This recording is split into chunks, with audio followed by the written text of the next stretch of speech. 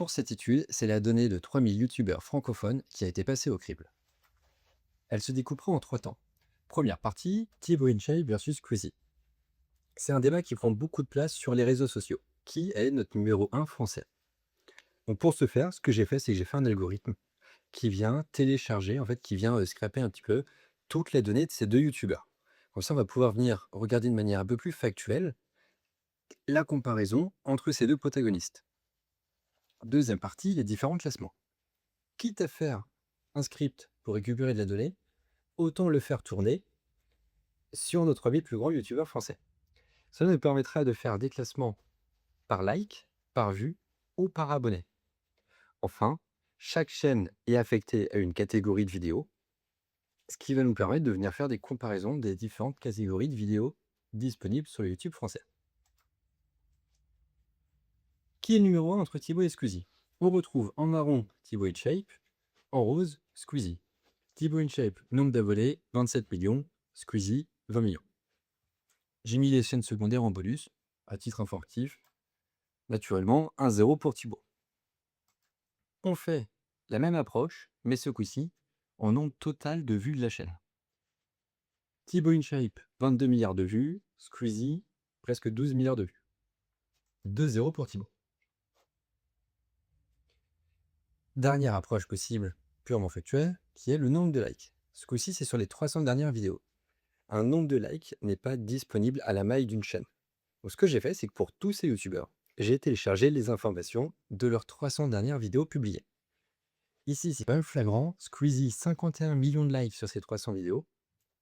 Thibaut InShape, 5 millions. C'est propre à leur stratégie. Squeezie fait des formats longs qui vont générer beaucoup de likes. Là où Thibaut fait des formats courts qui vont générer beaucoup moins de likes. En plus de ça, on a une fréquence de publication. Squeezie, pour avoir 300 vidéos, on remonte plusieurs années en arrière. Là où Thibaut, il aura fallu de quelques mois. Enfin, on était à peu près au niveau de la chaîne, et si on regarde, finalement, on peut se dire le meilleur youtubeur est celui qui fait la meilleure vidéo. Donc on va venir classer ces vidéos. Ici, on est sur les shorts uniquement. Dès que c'est marron, c'est Thibaut. Dès que c'est rose, c'est Squeezie. Classement des vidéos en nombre de likes. On est majoritairement rose. On fait la même approche en nombre de vues. Ce coup-ci, c'est égalité. Autant de marron que de rose. On fait un zoom sur les longs, les formats longs uniquement. Entièrement rose en nombre de likes. Squeezie.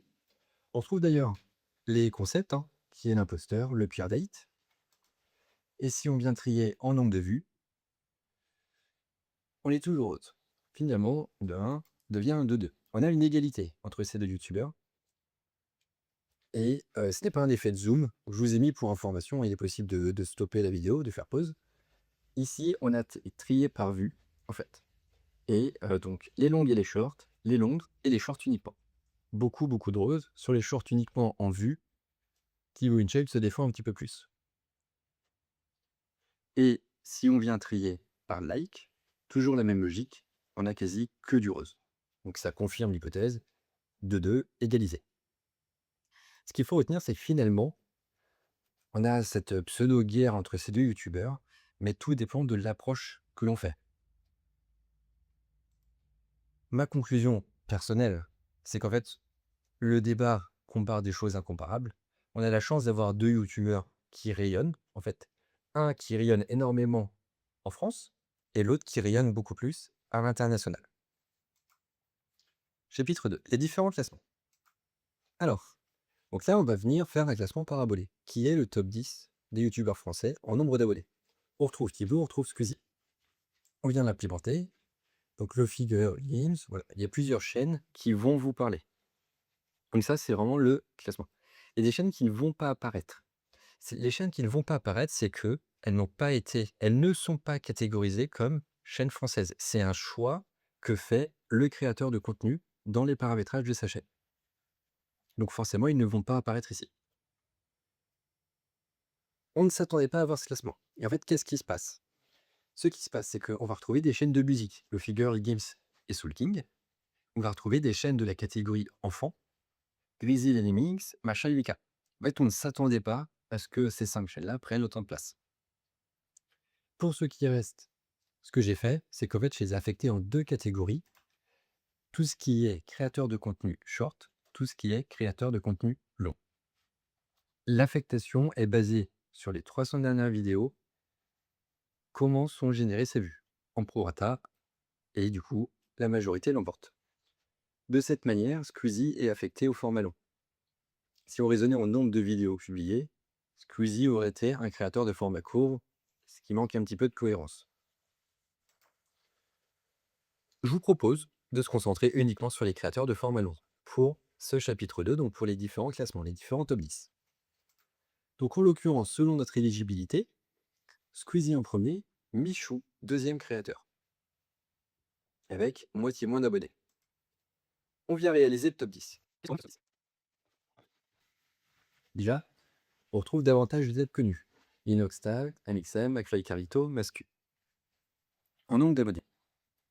Maintenant, on va faire le même top 10. Bientôt. C'est vrai. D'abord, la définition, en fait. Qu'est-ce que c'est qu'un nombre d'abonnés, finalement? Parce que là encore, il y avait des chaînes qu'on ne connaissait pas toutes. Nombre d'abonnés, c'est une notoriété historique. C'est finalement, du coup, la confiance de la communauté, c'est combien de personnes ont dit oui pour revoir le contenu.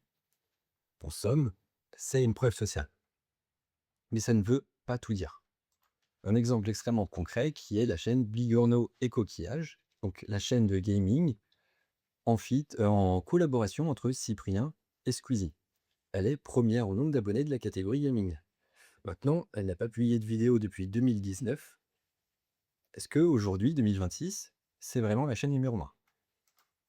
Donc ce que je vous propose, c'est de refaire un classement en nombre de vues, ce coup-ci, qui génère le plus de vues. Qu'est-ce que c'est que les vues? Les vues, ça va mesurer déjà la portée brute. Combien de personnes ont vu le contenu? Ça a l'avantage aussi de prendre en compte l'aspect découverte, parce que l'on soit abonné ou non, il est possible de voir la vidéo. Enfin, c'est tout un effet momentum, donc un effet de buzz. Pour illustrer ceci, on a la pub Intermarché Compte de Noël, 4 millions de vues, donc elle a fait énormément de bruit en fin 2025, alors que la chaîne Intermarché est bloquée à 25 000 abonnés. On a notre classement par abonné. Qu'est-ce qui devient quand on passe par vue? Il change un peu. Déjà, Mixem, il passe en deux. On a beaucoup de nouveaux. The Voice, Touche pas à mon poste, One Kill Studio, Watania Replay. Et plusieurs têtes d'affiche restent présentes. Enfin, le dernier classement par like. Quel youtubeur français génère le plus de likes? Qu'est-ce que c'est qu'un like? Un like, c'est une recommandation personnelle.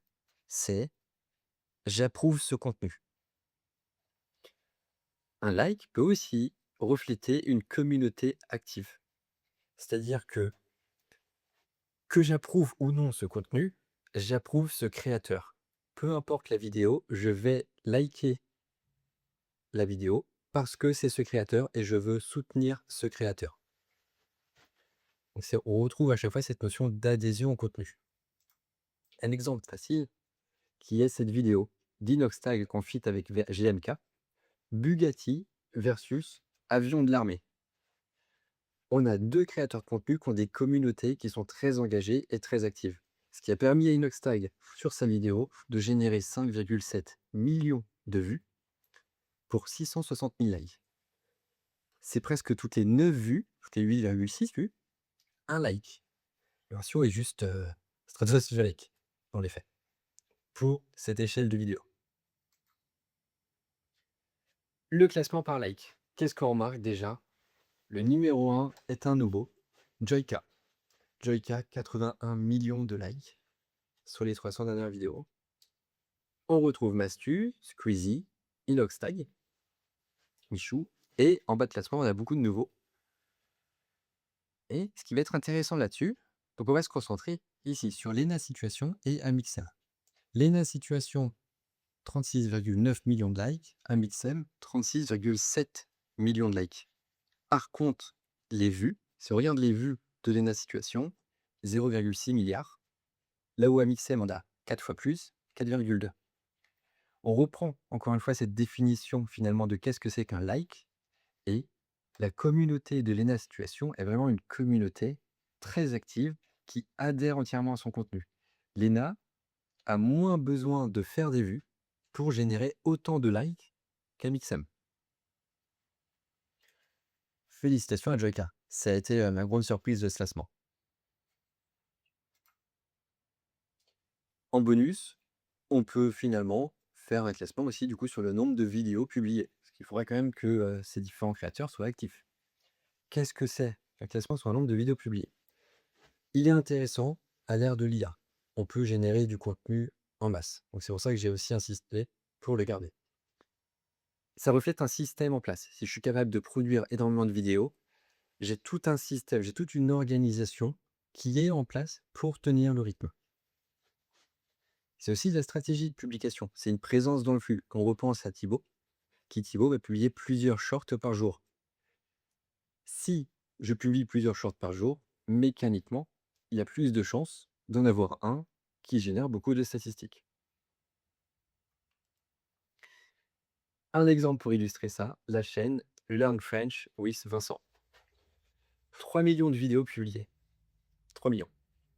Et une moyenne de 436 vidéos par jour pendant 19 ans. 19 ans qui est la date de création de sa chaîne. Alors, malheureusement pour lui, il s'est fait strike.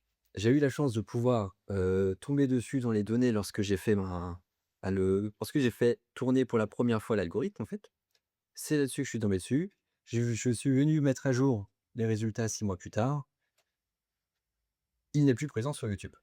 Dans les faits, qu'était son contenu? Son contenu était purement une voix off générée par IA, un texte en français, traduit immédiatement en anglais, et le fond, une image générée par IA. D'où le rythme de publication aussi soutenu. Dernier chapitre, la comparaison des catégories de vidéos. Ici, c'est une cartographie, donc c'est la répartition des vidéos publiées par catégorie. Donc, nombre de vidéos publiées par catégorie, toujours une fois, sur notre 1000 youtubeurs, donc sur la chaîne française. Ça représente l'offre. Lorsque je suis français et que je veux regarder des créateurs de contenu français, qu'est-ce que j'ai à disposition? Et en fait, ce qu'on remarque, c'est que près de la moitié des vidéos à ma disposition sont générées par 5 catégories. News and politique, entertainment, tout ce qui est divertissement, le gaming, l'éducation et le sport. J'ai également ajouté un découpage pour votre information, pour voir, et en fait on se rend compte que dans ce découpage, on est à chaque fois à peu près à 50%, 50-50 de format long ou de format court. On a un équilibrage, à l'exception de How to Style, donc tout ce qui est tutoriel, où là, on a davantage de shorts que de format long. On peut faire un petit jeu. Si mon objectif est d'atteindre 1 million d'abonnés le plus rapidement possible, qu'est-ce que je dois faire comme contenu? Sur le graphique, en fait, on va retrouver le nombre de vidéos publiées, que contemple le format, avec en face le nombre d'abonnés. Et en fait, on se rend compte qu'il y a une relation entre ces deux événements. Chaque bulle représente une catégorie. En l'occurrence, la plus grande, c'est le gaming. Et la taille de la bulle représente le nombre de vues de la catégorie. Ça permet de savoir à quel point est-ce que cette catégorie pèse finalement. Lorsqu'on est au-dessus de cette courbe, on fait face à un plafond de verre. Je publie beaucoup de vidéos, mais je génère très peu d'abonnés. Donc, finalement, pour notre objectif du million d'abonnés, c'est pas ce qu'il faudrait faire. A contrario, il faut se placer en dessous de la courbe. Pour un nombre de vidéos publiées beaucoup plus faible, je suis capable de me déplacer très rapidement et d'atteindre des nombres d'abonnés très élevés. On retrouve le film, comédie, musique et divertissement. Ça aussi, ça va s'entendre avec le contenu tout simplement. Si on prend film, comédie, musique, c'est presque impossible, c'est très difficile de sortir tous les jours un nouveau film, un nouveau sketch ou bien une nouvelle musique. Par contre, il est très facile de s'abonner à ces créateurs-là. On va regarder maintenant les relations entre les abonnés et les vues. Je vous ai représenté ici toutes les catégories de vidéos en ligne. que je suis venu trier par nombre d'abonnés. En face, j'ai mis le nombre de vues. Et qu'est-ce qu'on remarque? On remarque qu'on a quelques petites anomalies. Donc c'est exactement le graphique qu'on a vu avant, hein, mais sous un autre angle. Et avec l'approche des vues, qui est par exemple le film, qui a moins d'abonnés que le gaming, mais la catégorie film va générer davantage de vues que le gaming. Un autre exemple, People and Blog, qui là encore génère davantage de vues que ces catégories voisines. Va venir mesurer l'intensité de cette relation, la force de cette relation avec un R carré. Un R carré, qu'est-ce que c'est? Le R carré est là pour expliquer le premier événement grâce au second. Donc en l'occurrence, à quel point est-ce que mes vues expliquent mon nombre d'abonnés? Plus ce R carré est élevé, plus cette relation est forte. Donc lorsque le R carré se rapproche de 1, alors il y a davantage de chances que la personne qui voit ma vidéo s'abonne à mon contenu. Qu'est-ce qu'elle nous dit, cette relation?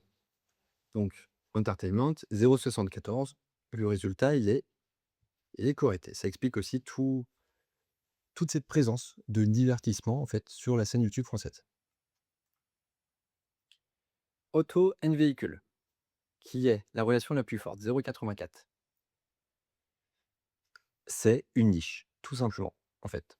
Il y a peu de créateurs, ou plus on va dire moins de créateurs dans cette catégorie de vidéos. Donc en fait, en tant que spectateur, dès que je vois du contenu qui me plaît, d'un créateur qui va me plaire dans cette catégorie, je vais automatiquement m'abonner parce que j'ai moins d'offres à ma disposition. En opposition, on a le sport. Le sport, la relation elle est très faible, 0,32. C'est-à-dire que je peux voir un contenu traitant d'une action, donc d'une action d'un match, d'une analyse d'un match. Je vais le regarder, mais je ne vais pas m'abonner à la chaîne qui a produit ce contenu. On va faire la même logique, toujours le R carré, la même logique. Ce coup-ci, par contre, ça va être entre les vues et les likes. Je vois le contenu. Ok, je vais pas m'abonner, ou oui, je vais m'abonner, mais est-ce que je vais liker la vidéo? En l'occurrence, sur le sport, qu'est-ce qu'on remarque? Et c'est super intéressant. On passe du plus faible à la relation la plus forte. Je vois une belle réaction, je vois un beau moment, je vais pas m'abonner à la chaîne, mais je vais liker la vidéo. J'ai approuvé ce contenu. Qu'est-ce qu'on remarque aussi qui peut être intéressant dans ce tableau? Le film. Le film où on est sur l'inverse. On reprend encore une fois la définition du like, elle est super importante. Je vois un film, je ne l'aime pas, je ne vais pas l'aimer. Je ne vais pas mettre un like sur la vidéo. Par contre, je vois un film en entier sur YouTube, je vais m'abonner à la chaîne. Ça me permet de regarder des films gratuitement. Et je sais que la prochaine vidéo qui sera publiée concernerait peut-être un film qui pourrait me plaire. Enfin, en petit bonus, éducation. 2 relations extrêmement faibles. Qu'est-ce que ça veut dire? C'est un besoin one shot. Il faut que je révise le théorème de Pythagore pour mon examen du lendemain. Je vais regarder la vidéo où la personne m'explique comment appliquer le théorème de Pythagore. Je ne vais ni liker son tutoriel, du coup, son explication, ni m'abonner à la chaîne. Je ne veux pas revoir cela après mon examen.